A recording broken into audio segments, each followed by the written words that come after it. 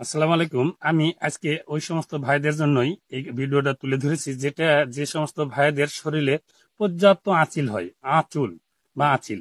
এই আঁচিল কোনো রোগেই বা কোনো ওষুধেই ভালো করতে পারছেন না। বিভিন্ন জায়গায় বিভিন্ন ভাবে ওষুধ খান, কিন্তু আঁচিল কখনোই ভালো হয় না। হয়তো বা যদি ভালো হয়, তে এটা পুরোপুরি ভালো হয় না, আবারও থেকে যায়।